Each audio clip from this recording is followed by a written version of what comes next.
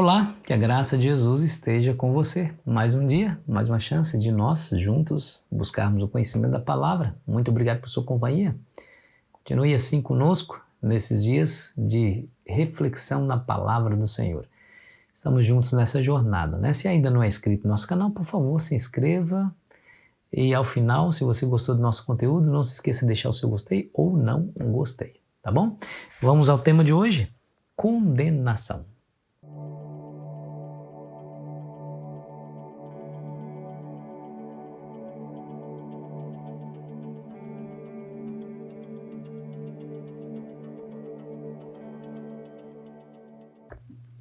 Quando se trata de juízo, o Evangelho de João não deixa dúvida quem passará ileso por ele, pelo juízo de toda a terra. O verso 18 do capítulo 3 nos diz: quem nele crer não é julgado. Olha aí. O que não crê já está julgado, porquanto não crê no nome do unigênito Filho de Deus. Aqui está a grande diferença entre os salvos e os perdidos. Aqueles que creem em Cristo, aqueles que se entregam, aqueles que o recebem, aqueles que aceitam o seu pagamento, o sangue de Cristo, e clama e vive em Jesus, segundo a Bíblia, esses passarão ilesos. Ou seja, porque Cristo os representa diante do Pai, trazendo para eles a salvação, trazendo os benefícios de uma intercessão perfeita e eficaz. Aqueles que não creem em Cristo, aqueles que rejeitam a Cristo, segundo o que está escrito aqui, esses já estão condenados. Por quê? Porque não crê no nome do unigênito Filho de Deus, né? Olha que interessante. Esse o que nós lemos foi o verso 18, mas o verso 36 diz assim, verso 36. Por isso, quem crê no Filho tem a vida eterna. O que todavia se mantém rebelde contra o Filho não verá a vida, mas sobre ele permanece a ira de Deus. Olha que coisa forte, né? Que declaração mais contundente. Se eu tenho Cristo, tenho a vida eterna. Aquele que é rebelde contra Cristo, que se mantém, né? Diz aqui a palavra, que se mantém, ou seja, o rebelde pode se arrepender, voltar e crer em Cristo e ser salvo por ele. Mas aquele que se mantém rebelde contra o Filho não verá a vida, mas sobre ele permanece a ira de Deus. Sabe por quê? Porque se você não recebe a Cristo, se você não se entrega a Cristo, Satanás se apodera a fim de que a mente seja levada a duvidar. Existe um padrão de pensamento nesse mundo. O padrão de pensamento é baseado na dúvida. Primeiro você duvida, primeiro você questiona. Se o conceito resistir ao questionamento, à dúvida, à experiência, à observação, aí esse conhecimento é digno de se crer, né? Esse é o padrão científico do mundo atual. Mas esse não é o padrão da Bíblia. Nós precisamos crer independentemente se há ou não evidências para se crer. Fé é você confiar ainda que você não veja. Essa é a definição de fé bíblica, né? De fé bíblica. Veja, por exemplo, o caso de Adão e Eva. Deus havia dito para eles que eles não deveriam comer daquela árvore no centro do jardim. A árvore do conhecimento do bem e do mal. Eva se afastou do seu marido e foi para perto daquela árvore e viu a serpente. A serpente disse para ela assim, se vocês comerem, lançou dúvida sobre a palavra de Deus, né? Vocês não morrerão nada, vocês serão como Deus. Olha, eu estou comendo. Eva se deixou enganar pela serpente. Deixou que a dúvida invadisse seu coração.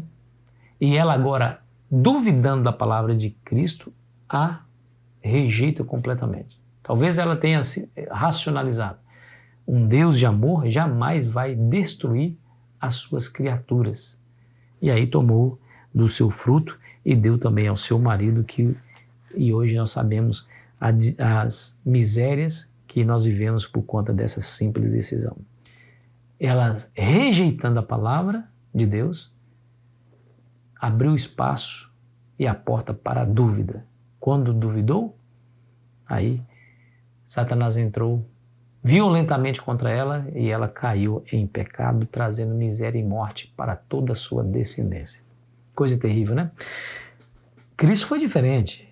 Lá em Mateus 4 nós vimos Jesus sendo levado para o deserto. Ficou 40 dias sem comer e sem beber. Quando no final dos 40 dias, no momento da sua maior fraqueza, aparece o tentador, dizendo: se tu és o Filho de Deus, transforma essas pedras em pães. Ou seja, para que ficar sofrendo? Para que ter tanta fome? Você está aí desfalecendo. Você acha que esse Deus ama você? Se importa contigo? Porque que Deus de amor é esse que deixa o seu filho amado perecer 40 dias sem comer? Parece que não tem fim a provação. Então transforma essas pedras em pães. Olha aí, Jesus poderia ter racionalizado dessa maneira, mas o que ele fez? Não, está escrito: nem só de pão viverá o homem, mas de toda a palavra que sai da boca de Deus. Ou seja, não é o pensamento padrão desse mundo que vai moldar o meu comportamento. O padrão desse mundo é rejeitado por mim. Eu creio na palavra de Deus e nela eu confio. Nela eu confio. Está escrito, foi a arma que o Senhor Jesus usou contra a tentação. Contra a tentação. Coisa interessante, né? Poderia ter racionalizado, mas ele não fez. Agora deixa eu ler para você, porque isso é importante. Alguns textos da Bíblia falam sobre aceitar a palavra, né? Deixa eu ver aqui, o João 8:24. João 8:24 fala assim, ó, João 8:24, Jesus dizendo: por isso eu vos digo que morrereis nos vossos pecados, porque não crestes que eu sou, morrereis nos vossos pecados. Está falando sobre crer nele, né? Mas eu gostaria eu vou ler aqui alguns textos e nós vamos ver que vai falar também sobre a palavra. Veja o verso 38 do capítulo 5 ainda. 38 diz assim: eu falo das coisas que vi junto a meu Pai, vós, porém, fazeis o que viste em vosso Pai. Ou seja, o meu pensamento está no céu, e o pensamento de vocês está aqui na terra. Desculpa, eu li o verso 8, verso 24, né? O verso, capítulo 5, versículo 38. 5:38 diz assim, mas esse texto que nós acabamos de ler demonstra também isso. O pensamento de Deus está no céu, né? Não nessa terra. 5:38 diz assim: também não tendes a sua palavra permanecente em vós, porque não credes naquele a quem ele enviou. Não tendes a palavra permanecente em vós. Está aí o texto. Está aí o texto, né? Deixa eu ver João 12:47. João 12:47 você vai falar da palavra também, quer ver? Ó? Deixa eu ver aqui. Se alguém ouvir as minhas palavras e não as guardar, eu não as julgo, porque eu não vim para julgar o mundo, e sim para salvá-lo. Quem me rejeita e não recebe as minhas palavras, tem quem o julgue. A própria palavra que tenho proferido, essa o julgará no último dia. Aí, tá vendo? É esse texto que eu gostaria de ter lido para vocês, desde o início.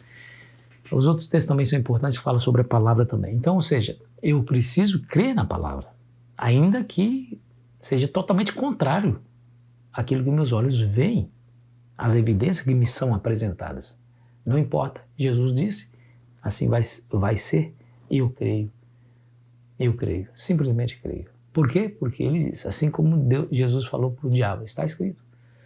Não vou me jogar daqui só porque está escrito que aos seus anjos dará ordens ao seu respeito para que não tropece em pedra alguma.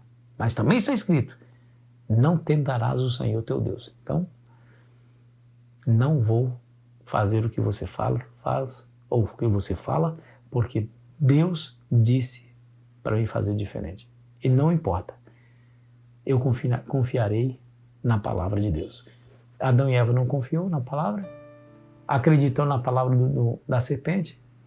E o que nós vemos hoje? Destruição, morte, tristeza, solidão, medo, espalhado por todo esse planeta Terra. Eu e você estamos submetidos à mesma tentação. Nós podemos crer, independentemente da falta de evidência, ou podemos duvidar. Não sucumbe ante a dúvida. Creia, ainda que você não esteja vendo. Continue confiando, ainda que você não vê recursos à frente. Esse Deus te conhece. sabe do que você necessita antes mesmo de você pedir. Continue crendo. Lembre-se do caso de Jairo. Quando a sua filha morreu, os seus amigos lhe disseram: não incomode mais o mestre, a sua menina morreu. Jesus olhou para ele e disse: creia somente. Ou seja, continue acreditando, continue confiando. Não há jeito para a morte? Não, não há jeito para a morte para os homens, mas para mim, aquele que crê em mim, ainda que morra, viverá. Continue acreditando. E como ele continua acreditando, o milagre aconteceu. Acredite a despeito da falta de evidências. Ore comigo. Pai querido, nos ajude a ter esse tipo de fé, Senhor, de continuar crendo ainda que nós não consigamos ver o resultado final. Mas nos ajude a confiar na Tua palavra, que nos ajuda a olhar para o invisível. Pedimos humildemente em nome de Jesus. Amém. Foi bom estar com você. Amanhã continuaremos a nossa jornada e terminaremos essa semana de estudos e espero você ansiosamente. Aproveite bem o seu dia.